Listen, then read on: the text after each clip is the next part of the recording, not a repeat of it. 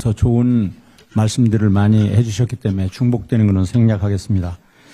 결과적으로 민주당이 추진하는 그 방송 상법 개정안이라고 하는 것은 결국은 자기 입맛에 맞는 여론 정치를 해서 정치적인 편향성을 더욱 공고히 하겠다는 것에 다름 아닙니다. 그 지배구조, 즉 거버넌스의 문제인 것 같고요. 민주당은 어떤 공영방송 경영을 어떤 정파적인 그 언론 노조에 줘서 좌편향적인 방송을 내보내려고 계속 시도를 하는 것 같습니다. 결과적으로 언론 노조라고 하는 것은 노동자의 정치 세력화를 강령에 내세운 민노총 산하의 노조입니다.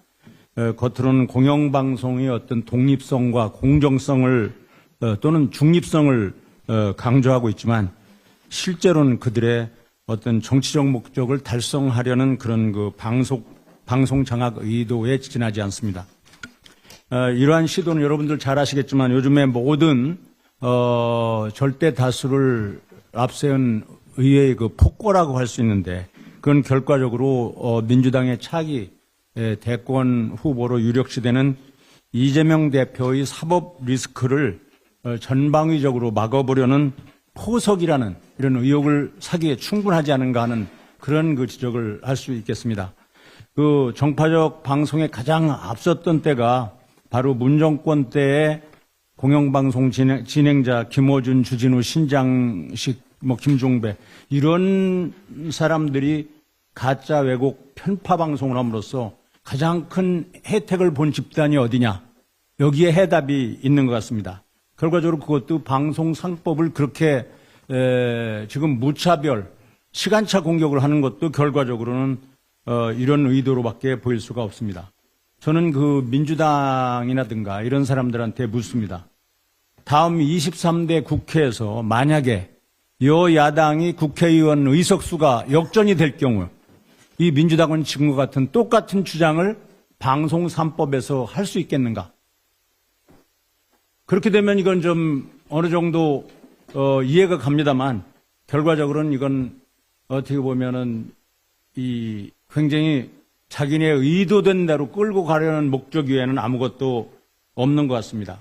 그리고 또 지금까지 지적이 됐지만 방송 3법의 가장 큰 문제는 어떤 그 대표성이라고 하는 거, 이사 추천의 대표성이라든지 어떤 그 공정성이라든지 이런 문제들이 지금 앞서서 제기됐는데 한마디로 이건 이제 운동장에서 뛰는 선수들이 있는데 심판하고 선수의 구별이 지금 없어지는 것 같습니다. 그리고 특히 그 3+1이라고 했을 때 여기에 이제 그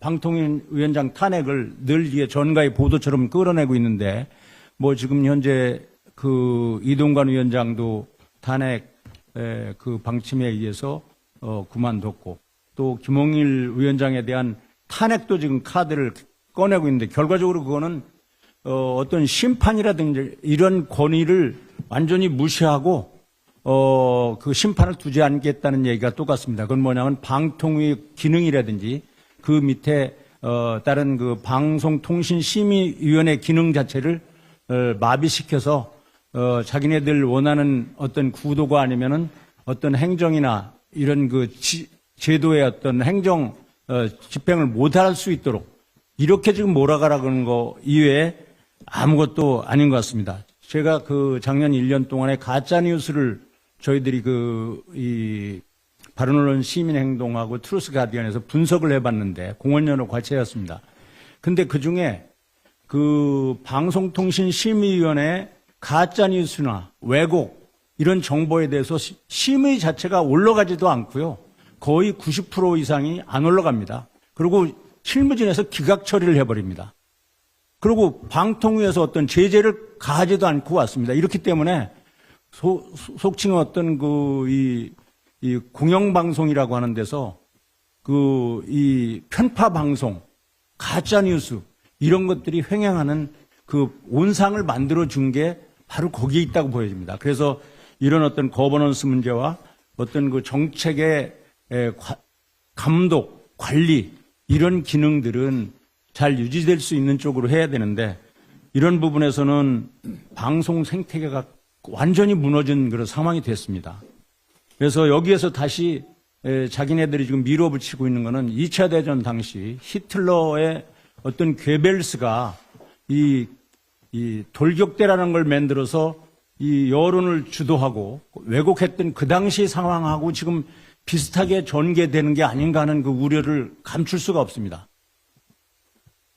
김어준, 주진우, 신장식 이렇게 공영방송 진행자들이 마치 자기네 그 놀이터처럼 이렇게 해왔던 이 공영방송의 생태계, 이거는 진짜 이 우리 국민들을 완전히 그 양극단으로 몰아가고 오도시키는데 이런 정권적 차원에서 이거를 활용하고 그 사람들이 이거를 즐겼다는 걸 반증하는 그런 대목이기 때문에 이런 부분 3+1의 방송 관련법 개정에 대해서는 국민 모두가 심각하게 받아들여야 될 것 같습니다.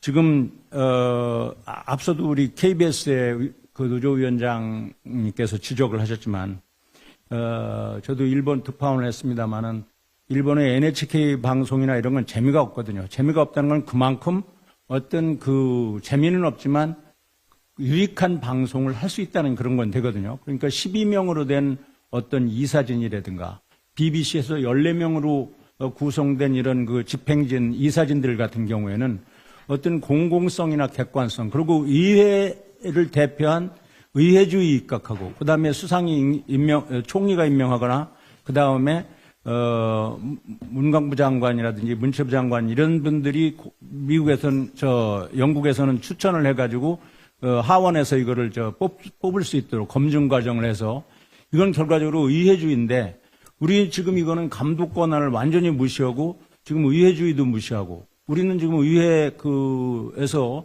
이걸 추천을 하고 대통령이 임명할 수 있는 이런 구조를 완전히 망가뜨리는 그런 행위거든요. 이런 측면에서는 헌법의 파괴일 뿐만 아니라 이분들은 뭐 지금 이번 대선에서 이겼다고 민의를 내세우는데 대통령 선거에 졌으면 그거는 그 대통령 선거에서 진 민의를 이 사람들은 또 무시하는 거 아니겠습니까? 인정하지 않는 거거든요. 그런 측면에서 심각한 헌법상의 문제도 있다고 생각합니다. 이상 마치겠습니다. 앞에 많은